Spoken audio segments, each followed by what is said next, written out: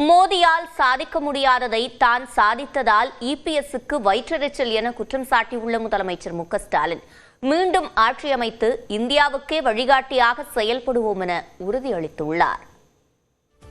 சென்னையை அடுத்த தாம்பரத்தில் 110 கோடி ரூபாய் மதிப்பில் கட்டப்பட்ட மாவட்ட அரசு தலைமை மருத்துவமனை கட்டடத்தை முதலமைச்சர் மு க ஸ்டாலின் திறந்து வைத்தார். இதேபோன்று 1,90,00,000 ரூபாய் மதிப்பில் ஒருங்கிணைந்த பொது சுகாதார ஆய்வு கட்டடம் மற்றும் 3 நகர்ப்புற துணை சுகாதார நிலையங்களையும் முதலமைச்சர் மு க ஸ்டாலின் மக்கள் பயன்பாட்டிற்கு கொண்டு வந்தார். தலைமை மருத்துவமனையினை திறந்து வைத்து சிறப்பிக்கிறார்கள் மாண்புமிகு முதலமைச்சர் அவர்கள்.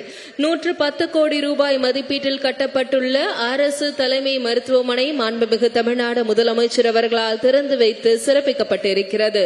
இதனைத் தொடர்ந்து பல்லாவரத்தில் வருவாய் மற்றும் பேரிடர் மேலாண்மை துறை சார்பில் பயனாளிகளுக்கு வீட்டுமனை பட்டாக்களை முதலமைச்சர் வழங்கினார். இந்த நிகழ்ச்சியில் பேசிய அவர் நிலம்தான் அதிகாரம் என்று கூறினார். திமுக ஆட்சி அமைந்தது முதல் தற்போது வரை 17,74,561 பேருக்கு பட்டா வழங்கப்பட்டிருப்பதாக முதலமைச்சர் தெரிவித்தார். தொடர்ந்து பேசிய அவர் பொருளாதார வளர்ச்சியில் மோடியால் சாதிக்க முடியாததை தாம் சாதிப்பதால் எடப்பாடி பழனிசாமிக்கு வயிற்றெரிச்சல் ஏற்பட்டிருப்பதாக விமர்சித்தார்.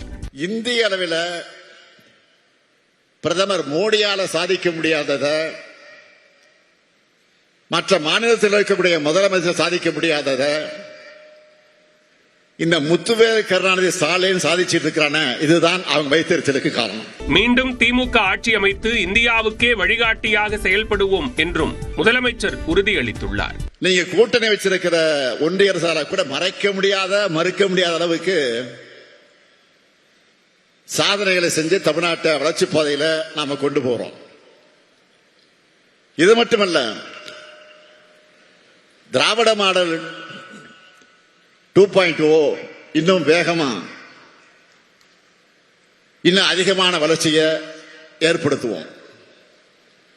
இந்திய நாடே தமிழ்நாட்டை திரும்பி பார்த்து இதுதான் வளர்ச்சி, இதுதான் வழின்னு சொல்ற அளவுக்கு நிச்சயமாக செயல்படுவோம். அதை நீங்க எதிர்க்கட்சியில அந்த வரிசையில் உட்கார்ந்து பார்க்கத்தான் போறீங்க. கடந்த 10 ஆண்டுகளாக பின்னோக்கி சென்ற தமிழ்நாட்டை 4 ஆண்டுகளில் திமுக அரசு மீட்டெடுத்திருப்பதாகவும் முதலமைச்சர் கூறினார்.